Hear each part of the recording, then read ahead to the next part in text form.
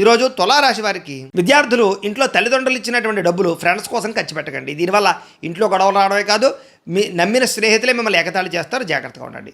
ఉద్యోగస్తులు తోటి ఉద్యోగస్తులతో అనవసరమైన వివాదాలకి మనస్పర్ధలకి దూరంగా ఉండండి. వ్యాపారస్తులు మీ వ్యాపారానికి పోటీ పెరిగిపోతుంది కాబట్టి జాగ్రత్తగా వ్యవహరించాలి. స్త్రీలు భర్త మనసులో ఏముందో తెలుసుకోవాలనేటటువంటి ఆవేదనతోటి అనవసరమైనటువంటి వాదనకు దిగి ఇంట్లో మనశ్శాంతిని కోల్పోతారు. విదేశాల్లో ఉండే భారతీయులకి అక్కడ మీ ఎదుగుదల చూసి ఓర్వలేని వారు మీపై తప్పుడు ప్రచారాలు చేసే అవకాశం కనపడుతుంది. జాగ్రత్త.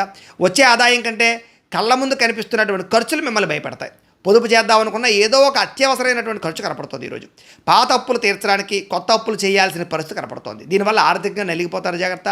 దూర ప్రయాణాల్లో సమయ పాలన పాటించకపోవడం వల్ల ఇబ్బందులు ఎదురవుతాయి. దూర ప్రయాణాల వల్ల అలసట ఒళ్ళు నొప్పులు ఎక్కువ అవుతాయి. జాగ్రత్త. దంపతుల మధ్య అపార్థాలు రావడం, కుటుంబంలో పెద్దల ఆరోగ్య పరిస్థితి బాగోకపోవడం వల్ల ఖర్చులు కనపడతాయి. మీ సహనాన్ని పరీక్షించేటటువంటి వ్యక్తులు ఎదురవుతారు. మీరు కోప్పడితే మీ పనులే ఆగిపోతాయి కాబట్టి ఆవేశాన్ని అణుచుకుని మౌనంగా ఉండడం మంచిది. ఆలోచనలు నిలకడగా లేకపోవడం వల్ల మానసిక ఆందోళన, యాంగ్జైటీ పెరిగిపోయి నిద్ర లేకపోవడం కనపడుతుంది. ఈరోజు ప్రేమలో ఉన్నవారికి ఒకరిపై ఒకరికి అనుమానాలు పెరిగే అవకాశము, ప్రేమికులు కొంచెం తక్కువగా మాట్లాడుకోవడం ఈరోజు మంచిది.